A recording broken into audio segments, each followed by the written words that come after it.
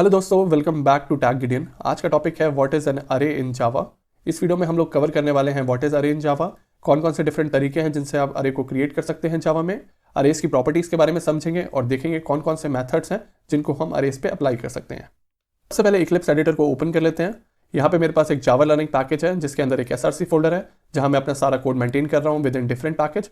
सो ये जावा learning package है। यहाँ पे एक नई क्लास क्रिएट कर लेते हैं ट्यूटोरियल 10 के नाम से, ट्यूटोरियल 10। मेन मेथड को भी इंक्लूड कर लेते हैं, क्लिक करेंगे फिनिश पे। सबसे पहले समझते हैं व्हाट इज एन अरे इन जावा। सो जावा में अरे एक कंटेनर ऑब्जेक्ट है जो होल्ड करता है एक फिक्स नंबर ऑफ वैल्यूज को ऑफ सिमिलर टाइप, या कह सकते हैं अरे is a collection of similar type of elements. Arrays में हम लोग प्रिमिटिव वैल्यूज को स्टोर कर सकते हैं, साथ के साथ ऑब्जेक्ट्स को भी स्टोर कर सकते हैं।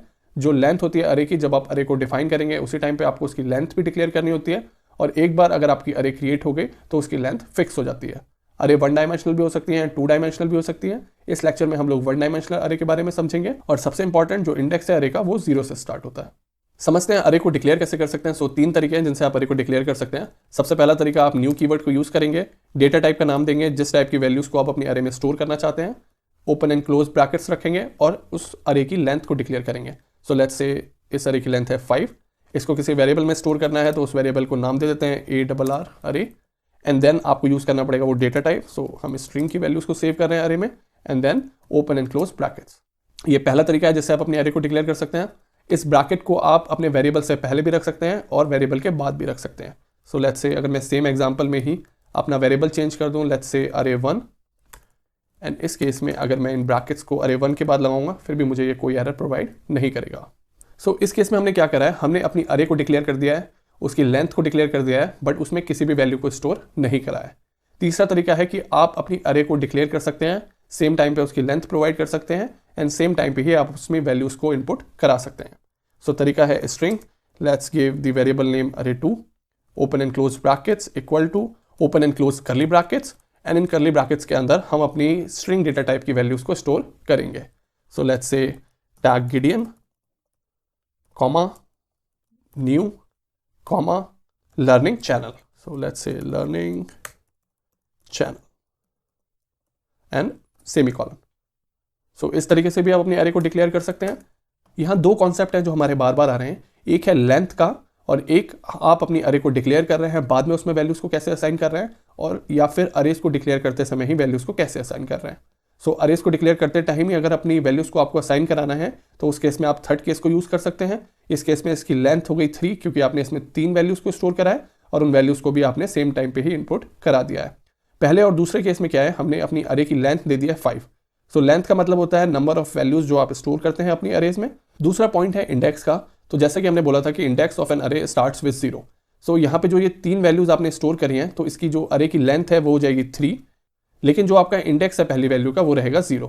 सो फर्स्ट वैल्यू का इंडेक्स रहेगा 0, सेकंड वैल्यू का इंडेक्स रहेगा 1, और लास्ट वैल्यू का इंडेक्स रहेगा आपका जो इसकी लेंथ है अरे की -1, क्योंकि इंडेक्स की वैल्यू आपकी स्टार्ट होती है 0 से।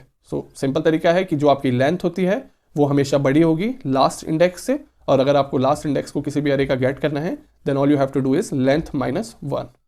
एग्जाम्पल के साथ समझते हैं कि हम अपनी अरेज में वैल्यू को कैसे स्टोर कराते हैं।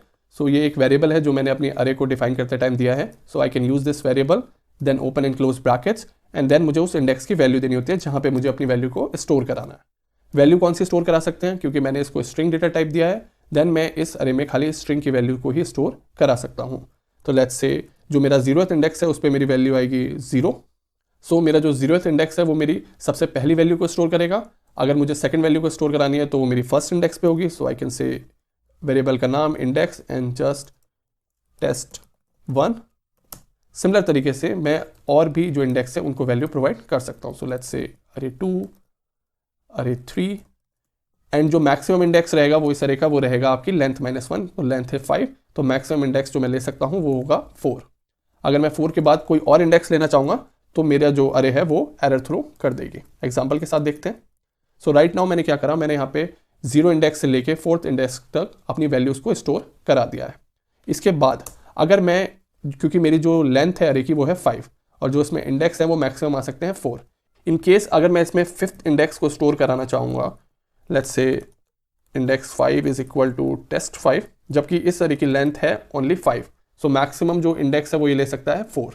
इन दिस केस यहाँ पे कोई भी एरर विजिबल नहीं हो रही है, लेकिन जब मैं अपने प्रोग्राम को रन करूंगा then it will give me error index 5 out of bound for length 5, क्योंकि अगर आपकी लेंथ 5 है तो मैक्सिमम जो आपके इंडेक्स आ सकते हैं वो है 4, लेंथ -1। तो यहाँ पे हमने समझा इंडेक्स के बारे में, लेंथ के बारे में। सो लेंथ जो होती है वो अरे की एक प्रॉपर्टी होती है, आप उसको गेट भी कर सकते हैं। Simple is let's print system.out.println and say the variable name dot length, क्योंकि लेंथ एक प्रॉपर्टी है तो आपको ओपन एंड क्लोज पैरेंथेसिस देने की जरूरत नहीं है, प्रॉपर्टीज को आप डायरेक्टली एक्सेस कर सकते हैं। And let's do that for all 3 cases here because I declared that array below. So let's say 1 and array 2. So in case जो हमारी पहली array है उसकी लेंथ है 5, सेकेंड array है उसकी भी लेंथ है 5, थर्ड केस में हमने लेंथ नहीं दी है बट लेकिन हमने इसमें 3 वैल्यूज को स्टोर करा है, सो इसकी लेंथ हो जाएगी आपकी 3। प्रिंट करा लेते हैं, then the answer will be okay. Still we are getting this error because जो इस array की लेंथ है वो है 5। So let's comment out this step and run again and now 5, 5 and 3। Next बात करते हैं आप अरे को प्रिंट कैसे करा सकते हैं। सो लेट्स सी, मैंने यहाँ पे इन 3 अरेज को डिफाइन करा है और अगर मैं डायरेक्टली इस वेरिएबल को लेके अपनी अरे को प्रिंट कराना चाहूँ तो क्या रिजल्ट्स आते हैं। सो बेसिकली अगर आप डायरेक्टली अपनी अरे को ऐसे प्रिंट कराएंगे तो वो अरे की वैल्यू को प्रिंट ना करके उसकी जो लोकेशन है, जो रेफरेंस है उसको प्रिंट कर देगा। सो ljava.language.string ये सारे रेफरेंसेस हैं उस लोकेशन के जहाँ पे आपकी अरे स्टोर है। तो अरेज की वैल्यू को अगर मुझे प्रिंट कराना है देन जैसे मैंने अरे की वैल्यूज को असाइन करा था सिमिलर तरीका है। इफ आई से अरे 0 एंड इसको कमेंट आउट कर देते हैं। इन अरे 2 में हमने अपनी वैल्यूज को स्टोर कर रखा है, तो लेट्स से इंडेक्स 1। सो पहले केस में जो हमारी 0th इंडेक्स पे वैल्यू है वो है test0, तो वो प्रिंट हो जाएगी। एंड सेकंड वाली अरे में हमारी फर्स्ट इंडेक्स पे वैल्यू है न्यू, सो वो प्रिंट हो जाएगी। प्रिंट करा लेते हैं and then the answer is test0 and new. In case आपको अगर अपनी सारी वैल्यूज को प्रिंट करना है देन उस केस में हम फॉर या इनहांस फॉर लूप को यूज कर सकते हैं। मैंने अपनी पिछली वीडियोस में फॉर और इनहांस फॉर लूप्स को समझा रखा है। इन केस आपको लाइक अरेज की सारी वैल्यूज को प्रिंट कराना है उस केस में आप फॉर लूप या इनहांस फॉर लूप को यूज कर सकते हैं। So enhance for loop and for loop दोनों की फंक्शनिंग को मैंने अपनी पिछली वीडियो में समझाया है। इन केस आपको नहीं पता for and for enhance for loop कैसे काम करते हैं तो आप उन वीडियोस को देख सकते हैं। तो फॉर लूप को डिफाइन करने का तरीका है for parenthesis open and close curly brackets, then we have to give a initialize condition, so int i is equal to 0, then the condition तब तक हमारा लूप रन करता रहे। सो इस केस में जो हमारी लेंथ है वो है 5। सो मैं चाहता हूं जो मेरा अरे का जो मेरा लूप है वो 5 तक ही मैक्सिमम चले। So I can say that i is less than the variable name dot length and then जो है हमारा increment i plus plus. Print करा लेते हैं यहाँ पे system.out.println and the variable name array and then the index value. So ये काम कैसे करेगा, फर्स्ट केस में मेरी i की वैल्यू है 0 जो कि अरे डॉट लेंथ से कम है बिकॉज लेंथ की वैल्यू है 5। उस केस में मेरा इस लूप में प्रोग्राम एंटर करेगा एंड प्रिंट करेगा ARR 0th value which will be test0, देन वो उस i की वैल्यू को इंक्रीमेंट कर देगा, देन i की वैल्यू हो जाएगी 1 which is again less than the length of the अरे, देन वो अगेन इसमें एंटर करेगा और प्रिंट कर देगा test1 वैल्यू को एंड सो ऑन। प्रिंट करा लेते हैं run as Java application and it's printing all the values test0 1 2 3 and 4। दूसरा तरीका है आप इनहांस फॉर लूप को भी यूज कर सकते हैं। सो इनहांस फॉर लूप आपका काम करता है again for parenthesis open and close curly brackets. So हमें अपने पहले वेरिएबल का नाम देना पड़ेगा जहां पे हमने अपनी अरे को स्टोर करा रखा है, कोलन एक नॉर्मल वेरिएबल ले लेते हैं लेट्स से a, एंड जो इस अरे में मेरी वैल्यूज हैं उनका टाइप है string, and then just print करा लेते हैं इस नए वेरिएबल a को। ये काम कैसे करेगा, ये a वेरिएबल इस अरे की सारी वैल्यूज में जाएगा स्टार्टिंग फ्रॉम 0 टू एंड उन सभी वैल्यूज को प्रिंट कर देगा। प्रिंट करा लेते हैं run as Java application and the answer will be test0 1 2 3 and 4। इसके बाद नेक्स्ट बात करते हैं मेथड्स की, तो पहले इस कोड को कमेंट आउट कर देते हैं। सो आप अरेज पे कुछ ऑपरेशन भी परफॉर्म करा सकते हैं, उसके लिए आप यूज कर सकते हैं अरे क्लास को जो है आपकी जावा यूटिल पैकेज में which is a part of a Java collection framework. जितने भी मेथड हैं इस क्लास में वो स्टैटिक्स हैं तो आप उनको डायरेक्टली कॉल कर सकते हैं। आपके पास मल्टीपल मेथड्स हैं जिनको आप यूज कर सकते हैं। इस वीडियो में हम 2 मोस्ट इंपॉर्टेंट जो मेथड्स हैं उनकी बात करेंगे। पहला है सॉर्टिंग एंड दूसरा है हाउ आई कैन कन्वर्ट माई अरे टू अ स्ट्रिंग। सबसे पहले एक नई अरे को डिक्लेयर कर लेते हैं। सो मैं इन डेटा टाइप की वैल्यूज को स्टोर करना चाहता हूँ इस अरे में। So let's say int variable का नाम 5, then open and close brackets equal to open and close curly brackets, और इसमें वैल्यूज को स्टोर कर लेते हैं से 50 60 20 5 एंड 7। सो इसकी लेंथ हो गई 1 2 3 4 5। जो इंडेक्स है 0th इंडेक्स पे 50 वैल्यू है एंड जो आपका 4th इंडेक्स है उस पर आपकी वैल्यू है 7।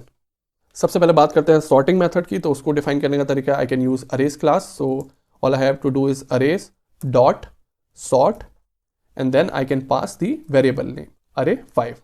So this will sort my array.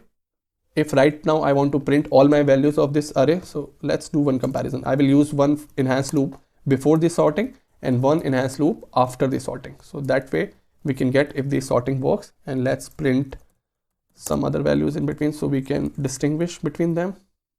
Okay, so enhanced for loop का तरीका है आपका वेरिएबल का नेम array 5, देन उसको एक रेफरेंस असाइन कराना है, लेट्स से a, एंड जिस टाइप की वो वैल्यूज़ को स्टोर करा रहा है देन सिंपल हम प्रिंट करा देंगे उस नए रेफरेंस को। सेकंड तरीके में भी सेम करते हैं, int a array 5 and then print करा लेते हैं इस रेफरेंस को। प्रिंट कराने का तरीका है run as Java application and the output is, पहले टाइप में हमारी आउटपुट आ रहा है 50, 60, 20, 5 एंड 7, एंड सेकंड केस में ये सॉर्ट हो गया, सो हमारी वैल्यूज हैं 5, 7, 20, 50 एंड 60।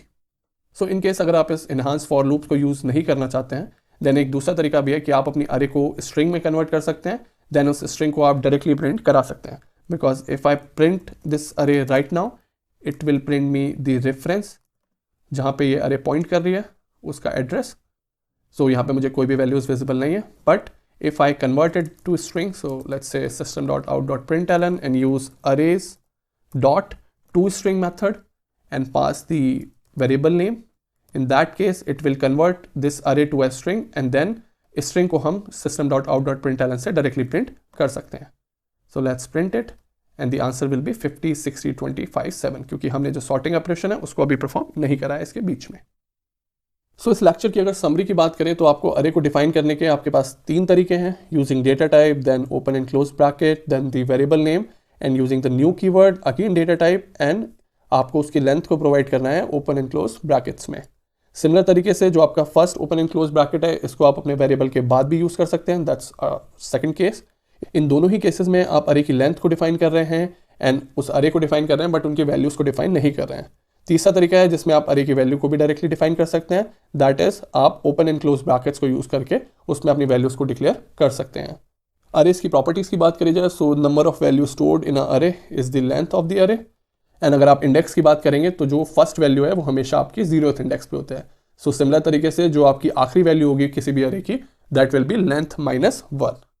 अगर आपको अपनी अरे की वैल्यू को प्रिंट कराना है then you can directly use the variable name and the index value. अगर आपको सारी वैल्यूज़ को प्रिंट कराना है देन आप फॉर लूप या एनहांस फॉर लूप को यूज़ कर सकते हैं। मेथड्स की बात करें तो आप अरेज क्लास को यूज़ कर सकते हैं और उसमें कई सारे मेथड्स अवेलेबल हैं। सॉर्टिंग करने का मेथड है arrays dot sort and string में कन्वर्ट करने का मेथड है arrays dot to string and then parenthesis में आपको अपने अरे के वेरिएबल को प्रोवाइड करना है। इस वीडियो में इतना ही। इस वीडियो से रिलेटेड जो भी कोड और नोट्स है उसको मैं गिटहब की रिपोजिटरी पर पुश कर दूंगा। गिटहब रिपोजिटरी का URL आपको वीडियो के डिस्क्रिप्शन बॉक्स में मिल जाएगा। अगर आपको गिट और गिटहब को यूज़ करना आता है then the simple command is git clone in that URL। In case आपके सिस्टम में गिट इंस्टॉल नहीं है या आपको गिट को यूज़ करना नहीं आता है उस केस में आप मेरी पहली video common how to download code and notes उसको देख सकते हैं और उसके स्टेप्स को फॉलो करके इस कोड को डाउनलोड कर सकते हैं। Hope you like this video. For more such content please don't forget to like and subscribe. Thank you so much.